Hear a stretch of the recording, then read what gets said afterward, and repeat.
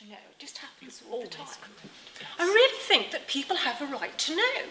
They need to know what's going on in this place and what a den of iniquity it remains.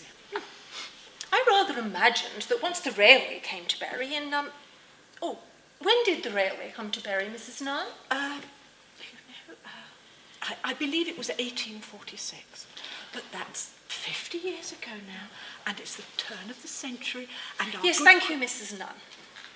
When the railway came in 1846, I rather imagined that anyone who wanted to watch a troupe of hussies showing their bloomers to the world would go to Cambridge or London and do so there. Yes. But no. This old-fashioned tub of the place managed to hang on. So Bury must still suffer the shouters, the spouters, the show-offs, and the leg-wavers. How on earth the motley collection of turns that grace our boards can call themselves art, I really do not know, Mrs. Nunn. It's gaudy nonsense, isn't it? Gaudy nonsense. It's absolutely gaudy nonsense, she's quite right. And some of it is downright supernatural. Americans coming over here with their newfangled contraptions that capture the sound of voices in a tiny box and then play it out of a great big horn. I recall, yes. It's like it's captured their very soul.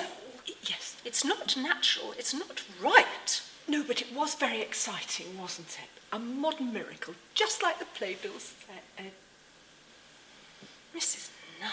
Well, of course. It wasn't me that saw it, it was somebody else I know.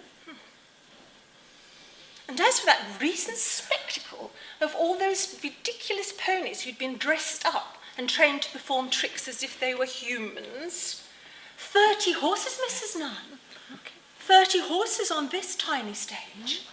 It's a wonder the whole thing didn't collapse. Crocker's horses. Another American. Can you imagine the smell behind the scenes? Do Americans have a particular smell? The smell of the horses, Mrs. Nunn. The smell of the horses. Yes, of course. Oh, of course, yes. And one wonders, doesn't one, how they manage to fit them into all of the dressing rooms.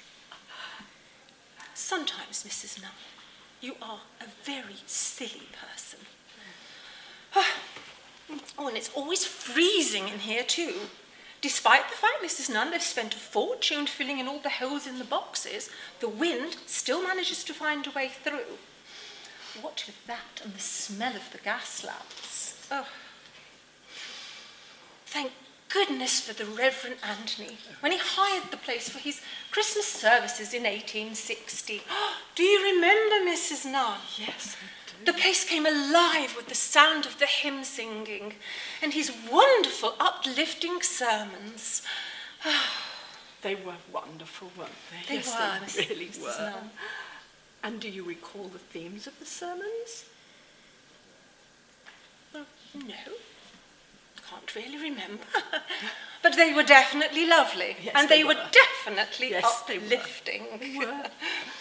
Oh, such a shame when those finished. And then we had to put up with more mesmerists and conjurers instead. Why, we almost had that awful, outrageous Lily Langtree here. But thankfully she decided to leave the country and not come back. Lily Langtree, isn't she the one that's friends with the Prince of Wales? Yes, Mrs. Nunn.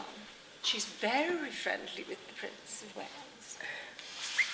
But she's decided to go off and become an American. And quite frankly, they are welcome to her. Well, Mrs. Nunn, as lovely as it is chattering here all day, you must get back to your dear Mr. Nunn. Yes. And I need to go to the box office and book tickets for my usual seats. After all, Mrs. Nunn, someone has to keep an eye on the morals of this place. And if it isn't me, who on earth would do the job? Who indeed? Come along, Mrs. Nunn. And if something does come up that I think that you really shouldn't see, I will be sure and let you know. Come along.